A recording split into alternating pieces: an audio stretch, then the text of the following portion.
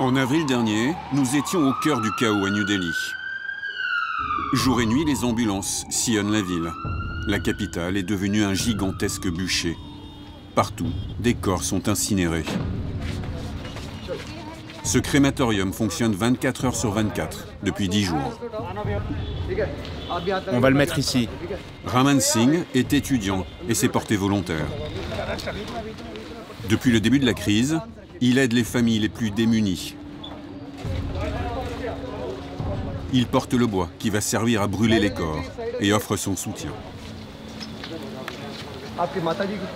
Qui est mort? Votre mère? Non, c'est ma femme.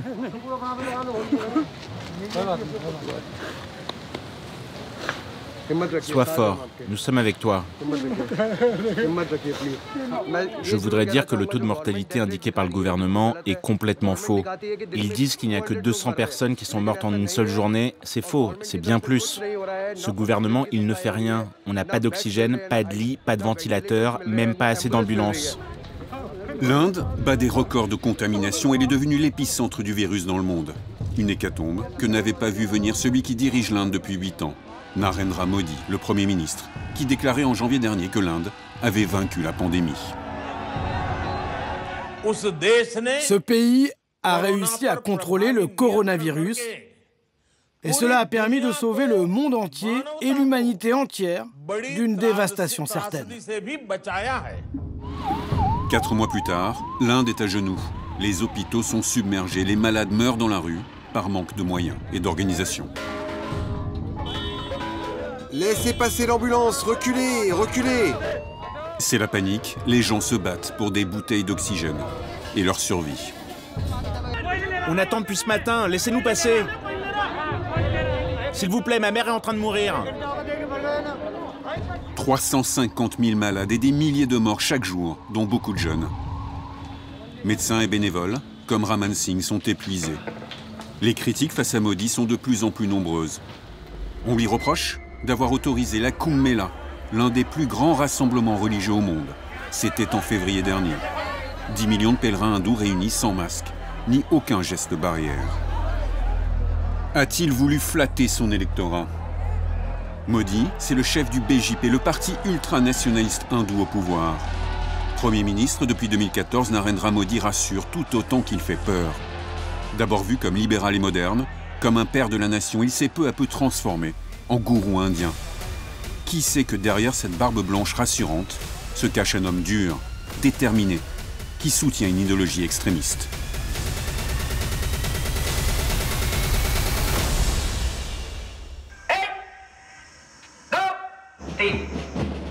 C'est une Inde que vous ne connaissez pas, une Inde qui marche au pas.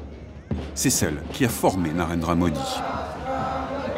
Les jeunesses hindouistes, une faction paramilitaire ultra secrète auquel nous avons eu accès. Un groupe pour former les futures élites du pays pour une Inde 100% hindoue. Avec Modi, ils ont conquis le pouvoir. Rien d'étonnant alors que dans cette Inde-là, la vache soit plus sacrée que jamais. Son gouvernement investit des millions dans des programmes de protection et d'études sur ses bienfaits pour l'homme. Un Indien qui boit de l'urine de vache ne tombera jamais malade. Il y a de l'or dedans. Les musulmans et les chrétiens, eux, considérés comme des tueurs de vaches, sont punis, lynchés par la foule. Les gens sont assoiffés de sang. Modi a mis du poison dans leur tête. Les voix contestataires sont muselées, impossible de critiquer le gouvernement sans risquer d'être emprisonné. Les services secrets ont arrêté mon mari et l'ont emmené au tribunal. Depuis, il n'est pas revenu. Cet avocat défend des dizaines de cas comme celui-ci. Si vous n'êtes pas d'accord avec le gouvernement, il vous traite comme un terroriste. Modi est accusé d'exacerber les tensions et de diviser le pays. Fasciste, ultranationaliste, dictateur, l'homme politique fait peur à toute une partie de la population. Il voit les musulmans comme des ennemis. À un an des prochaines élections présidentielles, que reste-t-il de la plus grande démocratie du monde? Et de ce drapeau tricolore, orange pour les hindous, vert pour les musulmans et blanc pour les autres religions, le rêve de Gandhi d'une nation unie est-il menacé?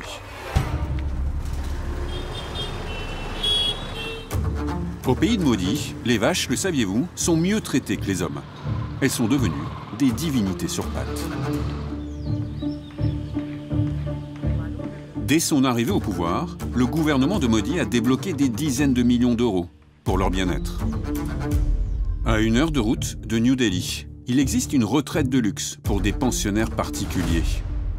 C'est une goshala, un refuge pour vaches. Il existe 5000 fermes comme celle-ci en Inde. Elles sont subventionnées par l'État et des dons privés.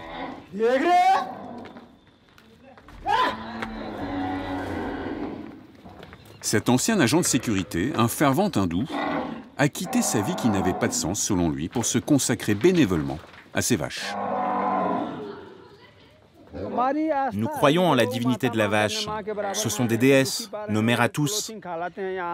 Dehors, elles souffrent et elles mangent n'importe quoi, même du plastique. Ici, tout est propre, elles ne s'intoxiquent pas. Ces vaches sont bichonnées et leurs déjections sont soigneusement récoltées. Celles-ci sont considérées comme miraculeuses. Tous les jours, l'ancien agent de sécurité et son jeune apprenti se lèvent à 4 heures du matin pour recueillir la première urine. Je les stimule, c'est pour les faire uriner. Une urine de premier choix, destinée à la consommation humaine. Beaucoup de maladies sont guéries rien qu'en touchant nos vaches ou en frottant la main sur leur dos. Les vaches indiennes sont les meilleures. Tous les médecins et les scientifiques s'accordent pour le dire. Ici, on croit aux vertus thérapeutiques de la vache sur l'homme.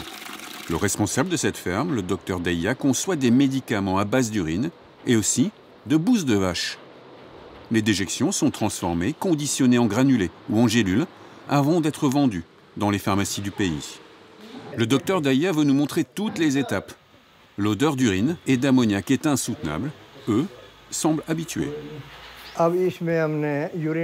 Nous versons l'urine de vache dans cette cuve. Ensuite, on la fait bouillir et de la mousse se forme. La mousse, c'est le gaz d'ammoniac qui est relâché.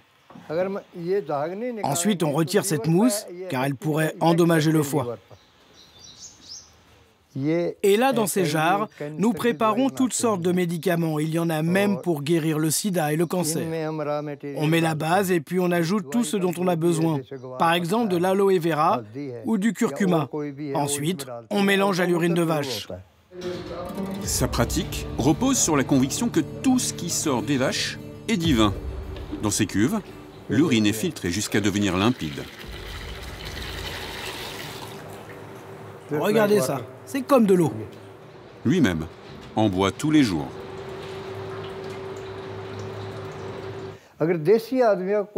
Quand un Indien boit régulièrement de l'urine et du lait, ou qu'il mange du beurre, il ne tombe jamais malade, jamais. De toute sa vie, il n'aura pas une seule maladie. Et c'est grâce à la présence d'or dans l'urine, mais aussi dans le lait de nos vaches. C'est essentiel pour nous autres, mais aussi pour l'univers entier. Vous êtes en train de dire qu'il y a de l'or dans l'urine? Oui, oui. Tout cela est prouvé par des analyses qui ont montré la présence d'or. Toutes ces croyances sont proclamées comme des vérités scientifiques. Regardez, c'est notre stock de médicaments. Des comprimés pour toutes sortes de maux, le foie, la digestion ou bien encore des sirops. Il en vend 3000 bouteilles par mois. Et ces derniers temps, les ventes ont explosé dans tout le pays. Des religieux hindous ont fait la promotion de l'urine de vache contre le coronavirus. Le coronavirus est une maladie bactérienne. Et cette urine de vache détruit toutes les bactéries. D'autres s'enduisent de bouse de vache pour les mêmes raisons. Les médecins indiens alertent sur les traitements alternatifs au coronavirus. Face à l'influence grandissante de ces apprentis sorciers, l'ordre des médecins indiens a dû intervenir. Les gens devraient comprendre qu'utiliser les excréments de vaches ou toutes sortes de déjections animales peut au contraire augmenter les risques de maladies ou d'infections. Aujourd'hui, dans l'Inde de Modi, on boit l'urine des vaches, on peut se recouvrir de bouse et se laver avec son lait, mais on peut mourir d'en manger.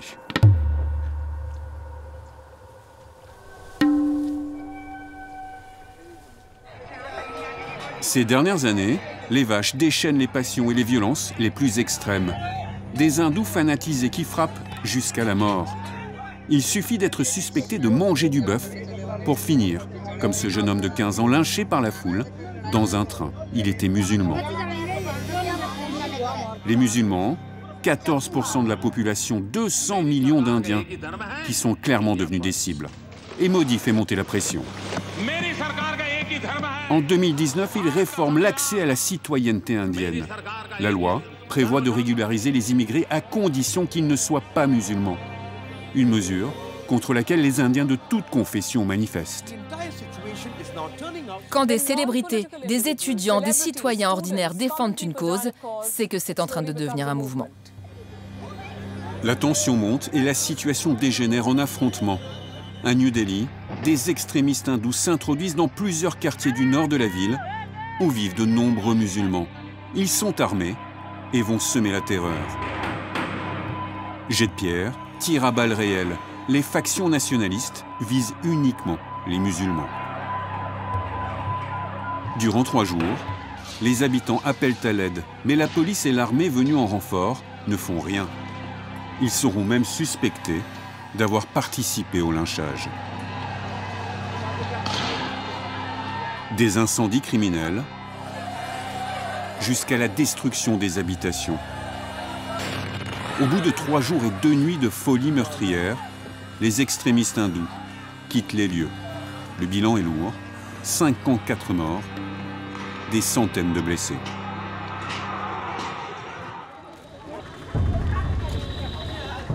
Le réveil est douloureux. 3 quartiers de la capitale sont détruits. Des rues entières, avec leurs maisons et leurs commerces, ont été incendiées. Des milliers de familles sont désormais sans toit. Parvez Alam vit ici. Il a dû se terrer chez un ami. Il est ambulancier. Et quand les émeutes ont éclaté, il était de service. Il a tout vu. C'est là que tout a débuté il y a 2 jours. La foule est arrivée de ce côté-là. C'était des extrémistes hindous. Ils venaient d'ailleurs.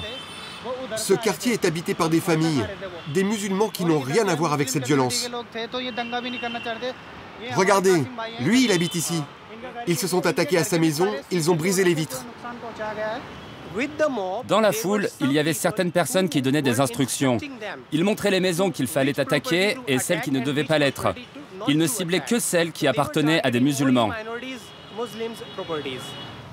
Parvez est musulman. Il a grandi dans ce quartier tranquille où toutes les communautés vivaient en harmonie. Et comme tout le monde ce matin, oh mon Dieu, il découvre les dégâts. Ça, c'était notre grande école publique. On m'a dit qu'elle a été attaquée par la foule. Ils y ont mis le feu.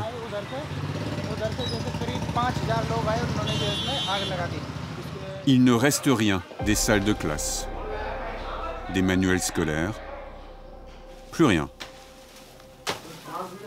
800 élèves étaient scolarisés dans cette école publique. Cette maison appartient à un musulman. Les assaillants y ont mis le feu aussi. Tout a brûlé du bas jusqu'en haut. Regardez, il ne reste plus rien. C'est votre maison? Oui. Vous avez dû perdre toutes vos affaires. Oui, malheureusement.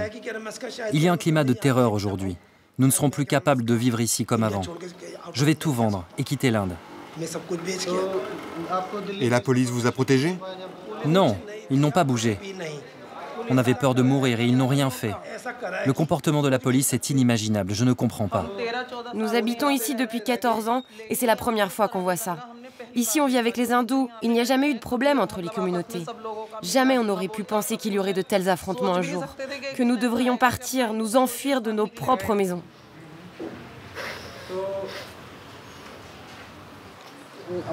J'ai 24 ans.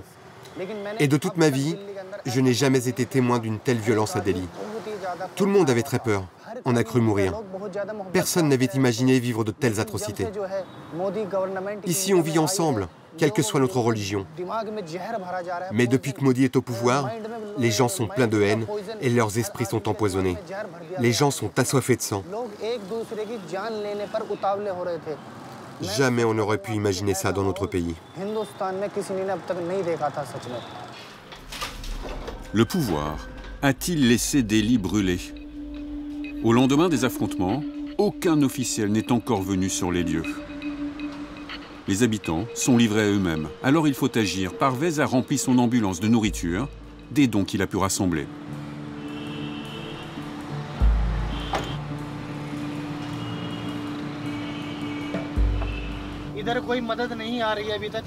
Les victimes n'ont reçu aucune aide des pouvoirs publics, ni de la part des autorités de la ville, ni du gouvernement. C'est pour ça que nous avons décidé d'apporter de l'aide aux gens.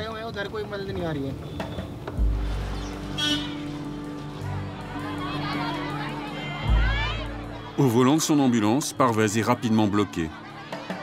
Des volontaires arrivent de toute la ville pour apporter leur aide aussi. Comme ces hommes en turban, des Sikhs, une autre minorité religieuse. Les gens crèvent de faim. Des enfants n'ont rien mangé depuis 3 jours.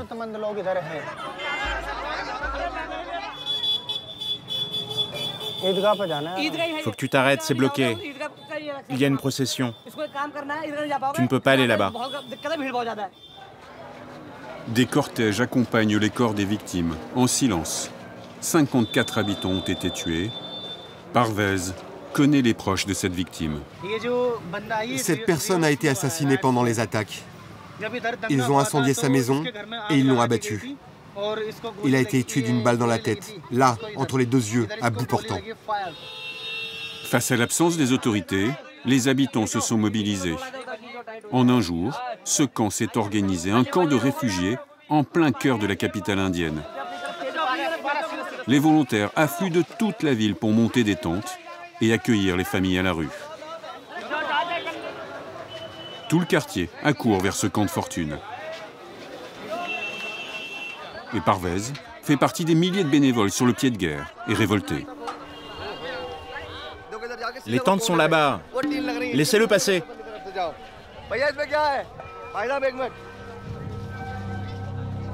Des tentes, de la nourriture, des petites mains, mais aussi des médecins pour aider les nombreux blessés. Et une question sur toutes les lèvres, pourquoi la police n'a rien fait pour empêcher ce massacre?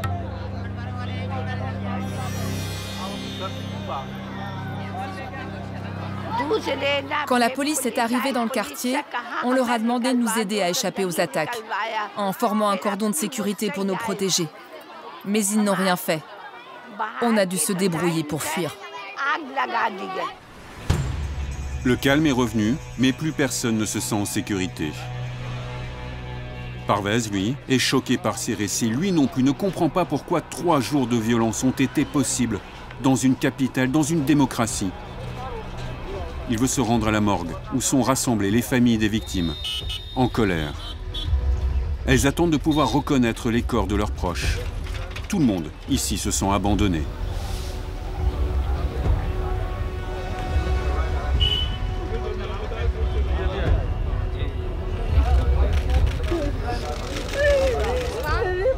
Arrêtez de tuer nos enfants! Les familles ont gardé la photo de leurs proches, un fils, un père, un frère, mutilés, lynchés.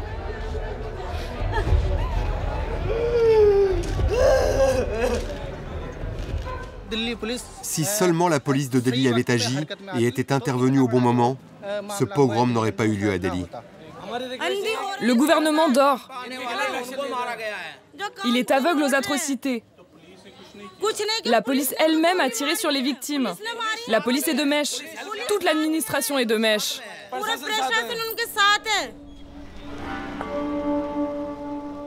La police a-t-elle laissé faire? Le gouvernement aurait-il pu arrêter ces violences? Narendra Modi a attendu 2 jours avant de réagir par un simple tweet.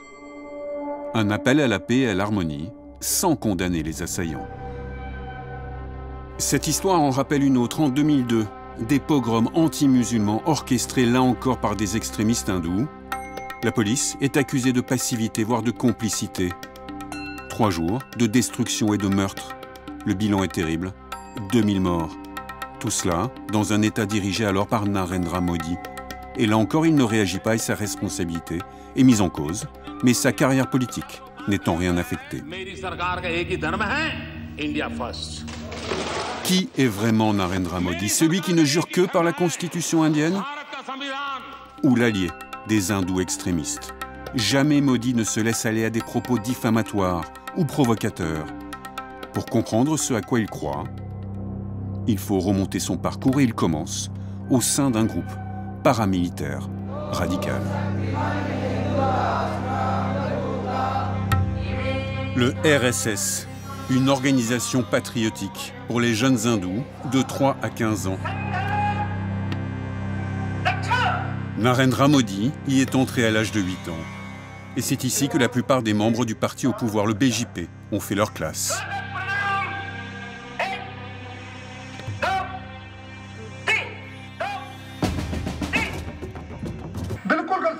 Si nous pouvons seulement convertir 3% de la nation à nos valeurs, faire asseoir les habitants, les faire écouter comme vous le faites aujourd'hui, alors nous pourrons changer le visage de ce pays.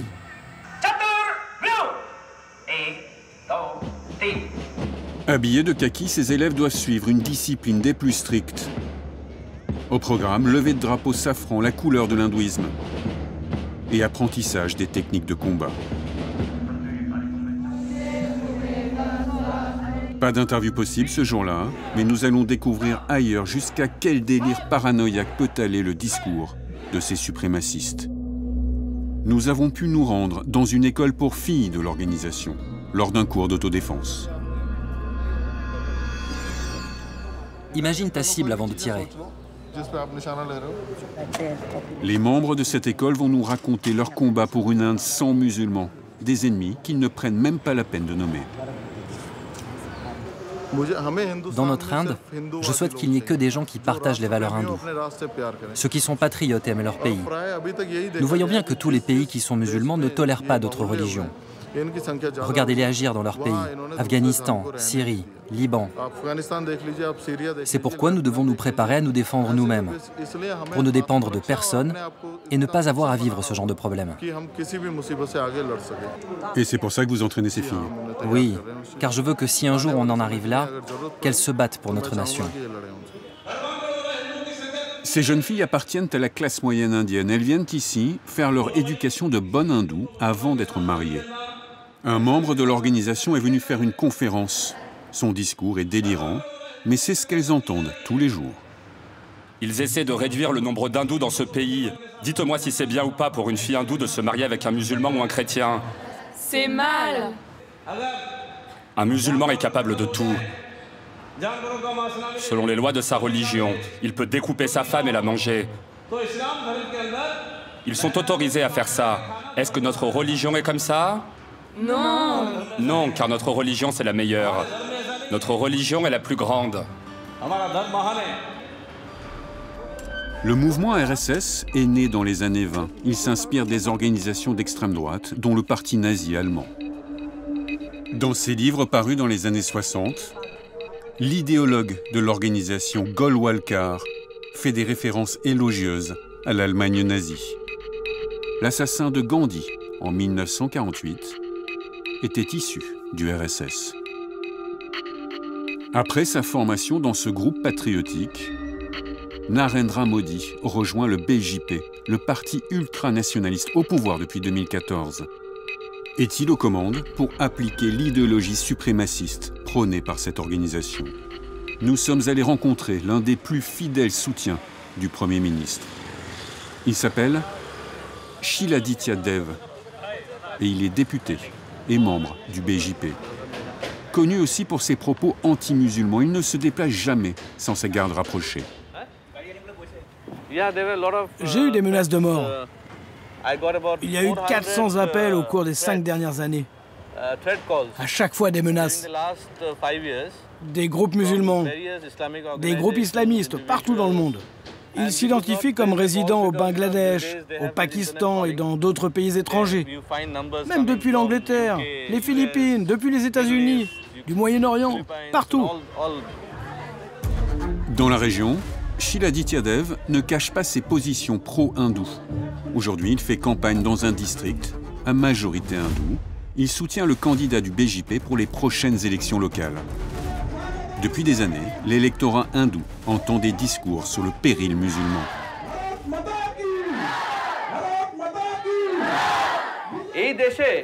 Dans ce pays, nous avions 80% d'hindous. Aujourd'hui, nous avons été réduits à 70%. Nous nous dirigeons maintenant vers une minorité. Nos droits sont bafoués, les terres de nos temples sont saisies. La terre de nos ancêtres nous est enlevée. Nos femmes ne se sentent pas en sécurité. Jouer sur la peur. Ce jour-là, le discours est adapté à son public, uniquement des femmes qui ont été convoquées pour entendre leurs députés. Le pays tout entier est en danger. La communauté hindoue est en danger. Si l'opposition revient au pouvoir, toute la communauté hindoue aura de nouveau des problèmes.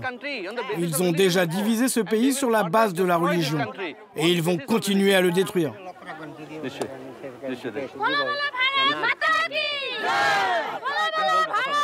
Pour ses électeurs, Shiladitya Dev porte la voix et le projet de leur Premier ministre, Narendra Modi.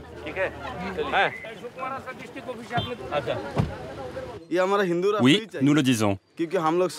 Nous voulons une Inde pour les seuls hindous, parce que nous sommes tous des Indiens. J'aime Modi, il est comme mon père. Il est notre Dieu. Oui, Modiji, c'est mon Dieu. Shiladitya Dev a rejoint les rangs du BJP il y a 30 ans, avec pour idole et modèle Narendra Modi. Les gens qui travaillent avec moi disent « Modi est votre idole ». C'est vrai. En 2015, il était Premier ministre, il est venu ici et je l'ai accompagné dans beaucoup de meetings. Je l'ai escorté en quelque sorte. À la fin de la journée, il m'a serré très fort. Il a mis sa main là, sur mon visage, comme ça. Et c'était comme si je sentais sa main de fer.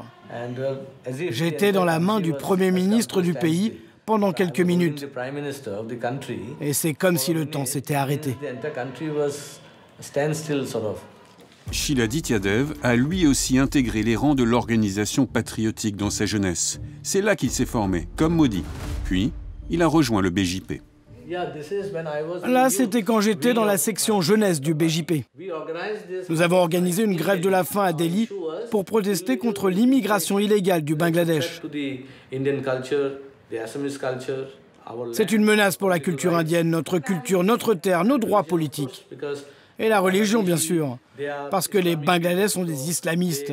Ils viennent ici, ils pratiquent l'islam, ils convertissent les gens qui sont ici, qui pratiquent l'hindouisme, et ça devient un vrai problème. Cette peur de la perte de l'identité hindoue, c'est l'obsession des nationalistes. Lutter contre l'immigration ne suffit pas, il faut reconquérir des territoires et les peupler de bons hindous, patriotes et religieux. Et pour cela, il leur faut créer une race pure.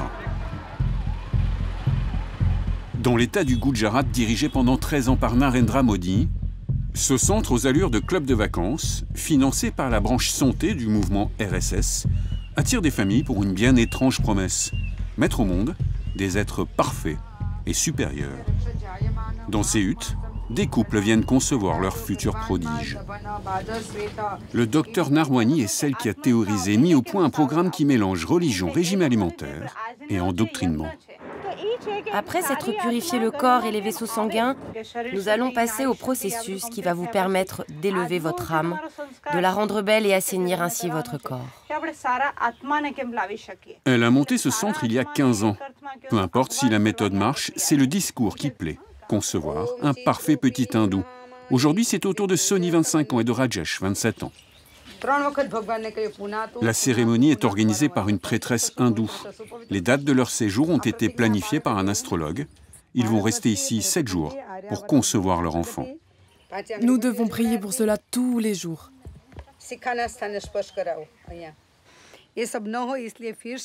Pour les aider dans leur prière, le couple doit jeter au feu de l'urine et de la bouse de vache séchée. Ici, on emploie beaucoup le mot science, mais il n'a pas le même sens qu'ailleurs. C'est la science des Védas, qui vient des textes sacrés. C'est le processus. Nous devons suivre ces rituels. C'est purement scientifique. Par exemple, le moment particulier de la grossesse, c'est à partir du 6e jour de l'ovulation. Ce jour-là, la couleur que nous portons doit attirer les rayons cosmiques de l'univers. Derrière cette atmosphère de paix et de tranquillité, c'est la pensée suprémaciste hindoue qui est mise en pratique. Il y a l'idée de purifier le peuple indien. Une fois enceintes, les femmes suivent le programme pour que leur enfant soit un parfait hindou, pieux, intelligent et patriote. Le docteur Narwani a déjà ouvert une dizaine de cliniques à travers le pays. Plusieurs milliers d'enfants sont nés en suivant ce projet. Elle reçoit chaque jour des dizaines de patients et leur promet pour 800 € la naissance d'un prodige. Son programme débute bien avant la grossesse. Il est question de réparer les gènes abîmés. Pendant 9 mois, les futurs parents suivent un protocole alimentaire draconien, un régime purificateur. Vous suivez bien votre régime, hein? Du lait et tout le reste? Oui, le matin, je prends du lait d'amande, du riz soufflé et des biscuits de blé. Très bien. À tous ces patients, le docteur Narwani demande de lire les textes religieux, ces mêmes textes qui servent de référence aux nationalistes hindous. Vous avez tout assimilé? Je suis toujours en train de les apprendre. Parfait. Il faudra lire un peu plus. Hein. Dans ces textes sacrés se trouverait la vraie science, selon elle. Avant, les gens étaient plus obéissants et ils suivaient la tradition. Aujourd'hui, ils sont obsédés par la logique et la science. Et ils questionnent nos croyances. Lutter contre la logique, il s'agit bien d'un lavage de cerveau. Mais dans quel but? Une fois sa mission accomplie, le docteur Narwani conseille aux parents de mettre leurs enfants dans des écoles adaptées. Des écoles financées par le fameux RSS, l'organisation paramilitaire. Il en existe 2500 aujourd'hui. Nous nous sommes rendus dans l'une d'entre elles. Tous les parents suivent le programme et ils vont nous raconter à quel point il fonctionne pour obtenir des enfants parfaits. J'ai 2 enfants. Une fille, elle a 8 ans. À l'époque, je n'étais pas ici et je n'ai rien fait de spécial. Mais cet enfant-là, c'est un garçon. Et j'ai suivi la préparation. Et maintenant, je peux voir la différence entre les deux. Ma fille est insupportable, alors que lui est très paisible et très intelligent. Que deviennent ensuite ces charmants bambins? Ils suivent les cours de la directrice, elle aussi une fervente patriote, et qui va nous montrer 7 cartes qui résument le but de tous ces efforts, revenir à l'Inde ancestrale, idéal, réunifié et 100% hindou. Avant, le Bangladesh, la Birmanie, le Sri Lanka, le Pakistan, l'Afghanistan, tout cela faisait partie de l'Inde, qu'on appelle aussi Bharat. Puis lentement, elle s'est divisée en plus petites régions, puis différents pays ont été créés. Nous essayons de faire en sorte que ces régions soient à nouveau réunies et qu'elles redeviennent hindoues.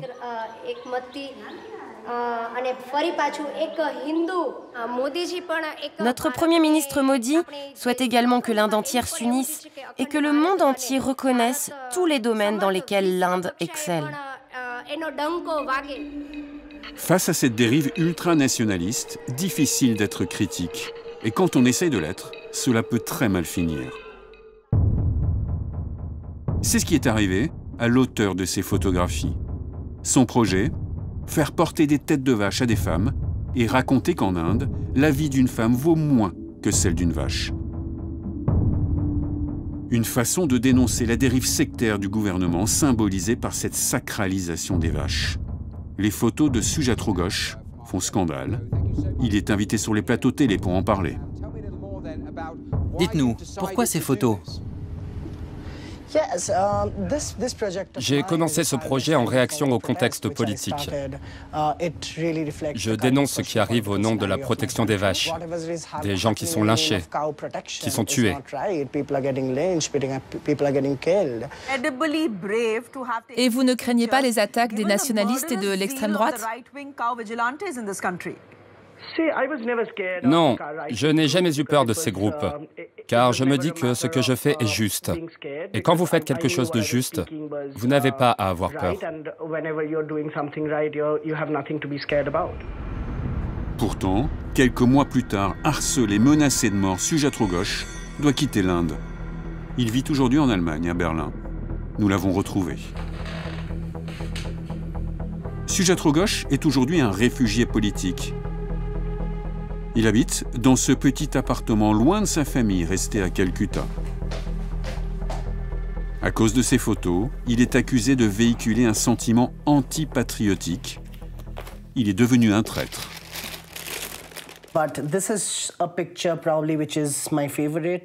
Je l'ai prise à Varanasi. C'est l'état où l'on vénère le plus la vache. Cet endroit est vraiment iconique. Un centre politique, le cœur religieux du Varanasi.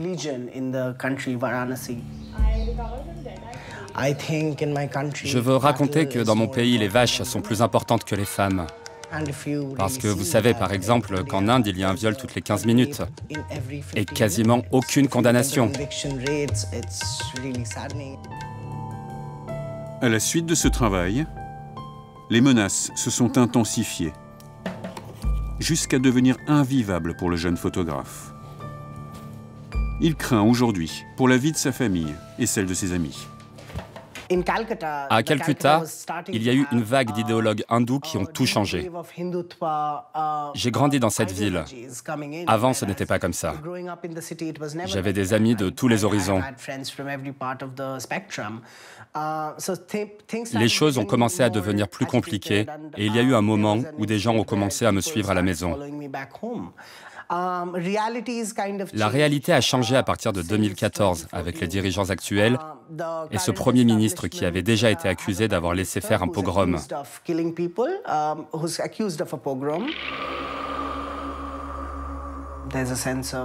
Aujourd'hui, les artistes ont peur face au gouvernement.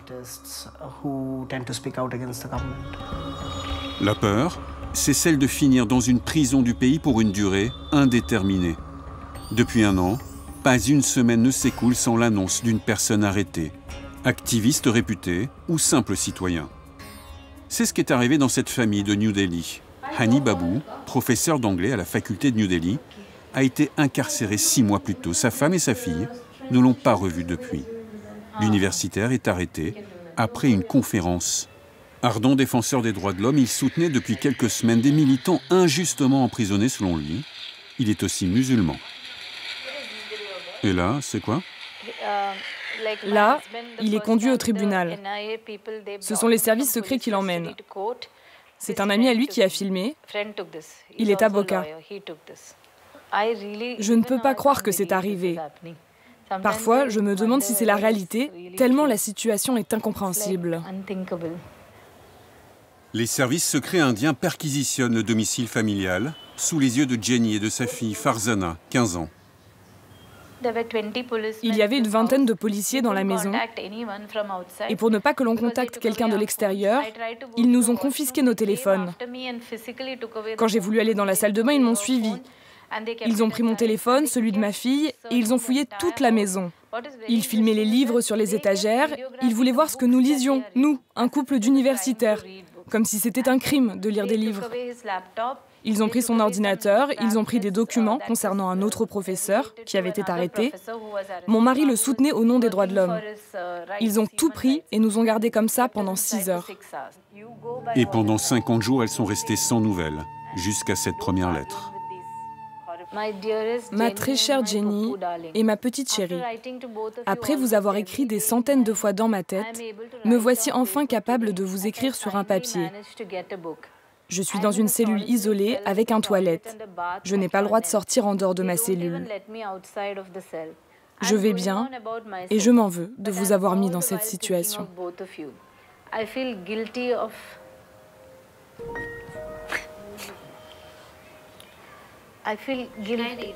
Tu veux que je continue? Mais je sais que vous êtes forte et ensemble nous allons combattre cette injustice, peu importe le temps que cela prendra.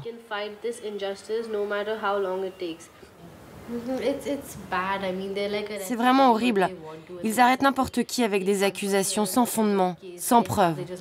C'est terrible. Le gouvernement accuse l'universitaire de terrorisme, de complot marxiste et d'avoir organisé des émeutes 6 ans plus tôt dans une ville où il n'est pourtant jamais allé. Farzana a fait une dépression. Jenny, enseignante elle aussi à l'université, a abandonné son travail pour s'occuper de sa fille et organiser la défense de son mari. Après 6 mois d'attente, elles ont enfin eu l'autorisation de le voir. Ce matin, elles partent pour Bombay, au sud du pays, là où il est emprisonné. On a fait quelques courses. Ma fille a voulu lui acheter un masque pour dormir parce qu'il n'éteignent jamais la lumière dans les cellules. C'est allumé 24 heures sur 24. Ils ne sont jamais dans l'obscurité. Elles vont prendre le train, la solution la plus économique. 16 heures de trajet.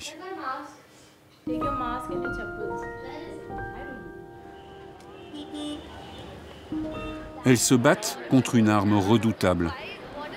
Une loi antiterroriste qui permet d'incarcérer n'importe qui sans mandat d'arrêt. C'est ce train-là? Cette loi est devenue l'arme de Modi pour faire taire les critiques et les voix dissidentes.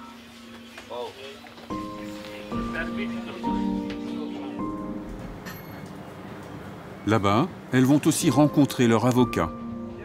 Elles espèrent encore un dénouement proche. Un long voyage les attend. Après 1 jour et 1 nuit de trajet, Jenny et Farzana arrivent à destination à Bombay, la mégalopole de 20 millions d'habitants.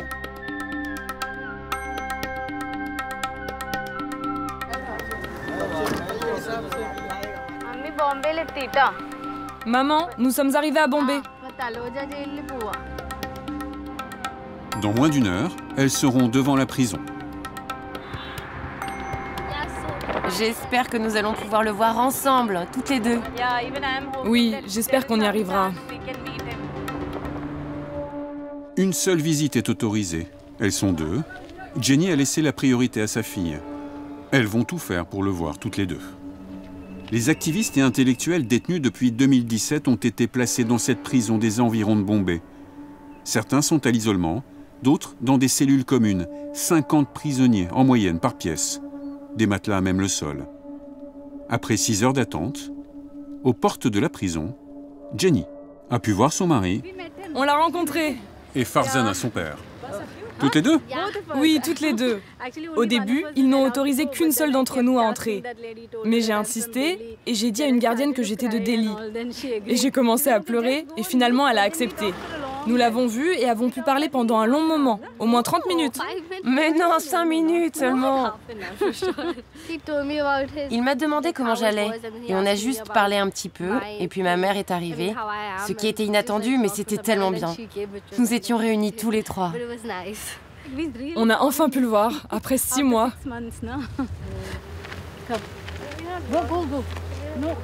Elles ne savent pas quand elles pourront le revoir et combien de temps il devra encore rester dans cette prison.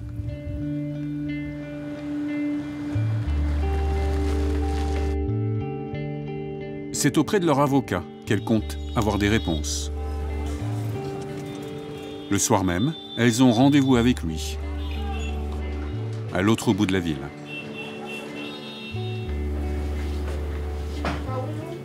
Bonjour. On a réussi à le voir, oui. C'est lui qu'elles sont venues voir, Maître Hughes. Il représente d'autres familles. Toutes ont vu un de leurs proches arrêté subitement et incarcéré sous le coup de la loi antiterroriste. Des activistes, comme de simples professeurs d'école. Difficile de contrer cette redoutable arme d'État. Il n'est pas très optimiste. Le cas de Babou est l'un des exemples les plus extrêmes que j'ai vus jusqu'à présent. Une fausse implication dans une affaire de terrorisme. Je n'ai pas le moindre doute que le cas ait été totalement fabriqué. C'est une fausse affaire de terrorisme qui pourrait avoir de graves conséquences sur le prisonnier, mais aussi sur sa famille. La loi antiterroriste permet de garder les gens en prison. Des gens qui ne sont pas d'accord avec le gouvernement et que le gouvernement choisit donc de qualifier comme terroristes. Et vous avez beaucoup de cas comme celui-ci? Oui, un grand nombre. Malheureusement, un très grand nombre. Qu'il s'agisse d'un homme politique, d'un activiste ou d'un enseignant, cela n'a pas d'importance. Tout le monde peut être concerné. Le gouvernement s'en prend systématiquement aux personnes qui ne sont pas d'accord avec lui. C'est sans précédent ce qui se passe. Je n'ai jamais vu ça. Et la justice aussi est avec Modi. Et vous avez l'espoir qu'il sera bientôt libre? Non, malheureusement non. Pourquoi? C'est la nature de la loi antiterroriste. Vous restez en prison pour un temps indéterminé, jusqu'à ce que le procès soit terminé. C'est le principe de cette loi. Il va rester longtemps en prison. Il n'y a pas beaucoup d'espoir. Il en a pour combien de temps, vous pensez? Peut-être 6 ans, 8 ans, 10 ans. 14 ans peut-être. Les deux femmes repartent pour Delhi, épuisées et impuissantes. Jusqu'où peut aller la folie nationaliste des extrémistes hindous? Encore plus loin. Nous sommes allés tout au bout de l'Inde, dans un État qui est en train de mener une expérience unique au monde, en Assam, un État rural et frontalier du Bangladesh. 2 millions d'Indiens se sont vus retirer leur nationalité. Ils sont devenus apatrides. Ici, les hommes de Modi ont réussi un tour de force, légaliser le processus d'exclusion des musulmans. Tout a commencé il y a 3 ans. L'État lance une grande campagne de recensement. Les habitants doivent prouver qu'ils sont arrivés en Inde avant 1971, année où des millions de réfugiés affluent en provenance du Bangladesh, en pleine guerre civile. Officiellement, le but est de lutter contre l'immigration illégale. Mais chacun y voit la volonté des nationalistes hindous de s'en prendre aux minorités religieuses. C'est à ce moment-là que la vie d'Ashbahar Ali a basculé. Du jour au lendemain, il est déclaré immigrant illégal présumé. Je suis né ici. Je suis un fils de cette terre. Si j'étais étranger, j'aurais quitté cet endroit depuis bien longtemps. Le fermier est convoqué par la police pour présenter ses papiers. Comme tout le monde, il doit prouver qu'il est arrivé avant 1971. Mais illettré, sans avocat et faute d'argent, son dossier est incomplet. Voilà ce que j'ai pu trouver. Mes documents, une carte d'identité, le titre de propriété de ma maison, ma carte d'électeur, tout est là. Sans avoir pu se défendre, il est arrêté un matin à son domicile et incarcéré. Au moment même où on nous a mis en prison, nous sommes tous devenus des moins que rien. Et moi, quelle était ma faute? Pourquoi m'a-t-on mis derrière les barreaux? Pour le faire libérer et payer les frais d'avocat, sa femme vend leurs terres et leur bétail. Mais cela ne suffit pas. Ali reste en prison. Après 2 ans d'attente, criblé par les dettes et désormais sans revenus, sa femme se suicide. Ce qui m'est arrivé lui a ôté la vie. Elle a mis fin à ses jours pendant mon incarcération. On n'avait plus rien. Et l'angoisse a fini par l'amener à mettre fin à ses jours. Il est libéré au bout de 2 ans. Il vit aujourd'hui avec son fils, sa belle-fille et ses petits-enfants, avec la peur de les perdre à tout moment s'il ne parvient pas à rétablir sa nationalité. Car il est encore considéré comme un étranger en situation illégale. Et il n'est pas le seul. 1000 Indiens ont déjà été emprisonnés pour cette raison, et bientôt beaucoup d'autres. Le gouvernement a publié une liste. Près de 2 millions de personnes déchues de leur nationalité sont aujourd'hui susceptibles d'être arrêtées et emprisonnées à tout moment. Zaki Hussain est avocat et musulman. Sa famille est en Inde depuis plusieurs générations. Certains de ses cousins et oncles ont perdu leur citoyenneté. Révolté, il aide gratuitement ceux qui sont devenus de fait des apatrides. Des gens ont reçu des avis négatifs sans aucune raison valable. Certaines personnes sont devenues apatrides et ont été incarcérées dans un camp. D'autres sont toujours en attente d'une réponse de la justice.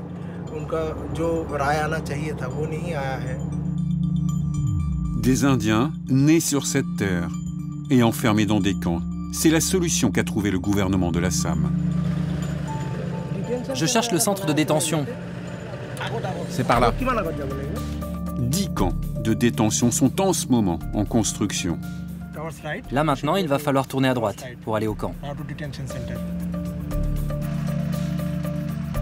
L'un d'eux est presque achevé. Zaki Hussein nous y conduit pour nous montrer ce que le gouvernement a planifié.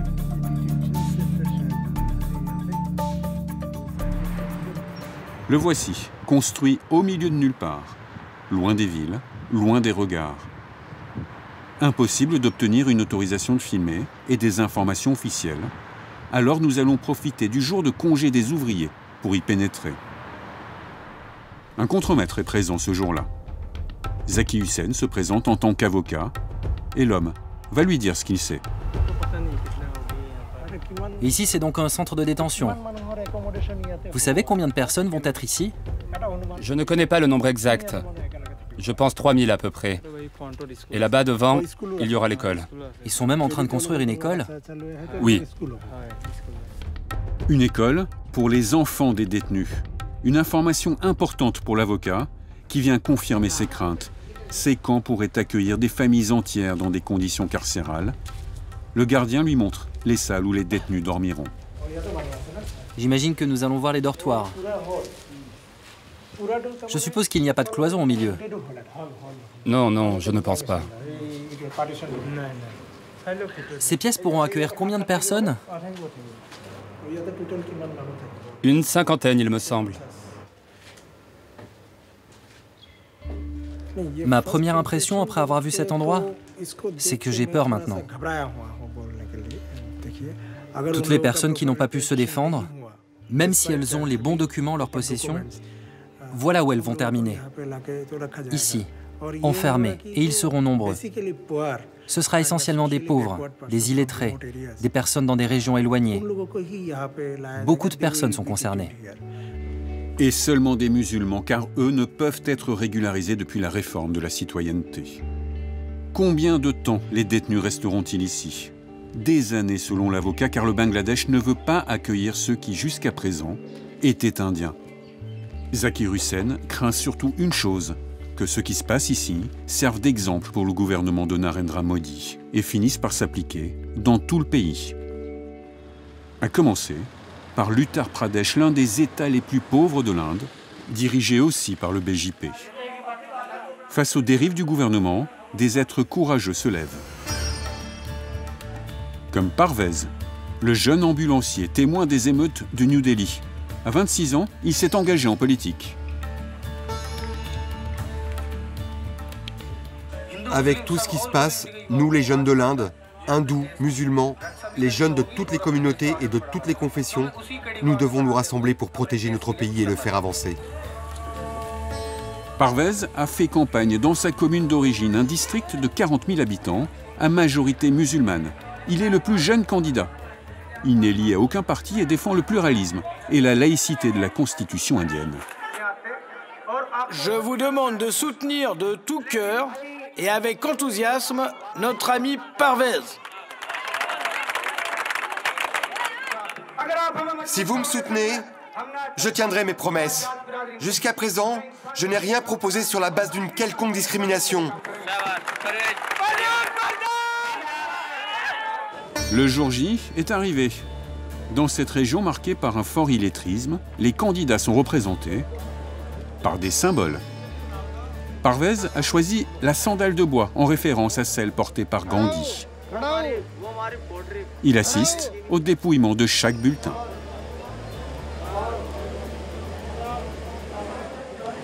Pour la liste de la sandale en bois, 2200 voix. Oui, 2200 pour la sandale en bois. Parvez vient d'être élu et il a du mal à cacher son émotion. Tout un symbole dans un pays encore largement dominé par le parti ultranationaliste. Malgré l'emprise, malgré la pression, le fanatisme, des avocats, des artistes, des opposants, des jeunes se battent pour la démocratie. Malgré les risques, ils sont de plus en plus nombreux à appeler à la désobéissance et à se mobiliser.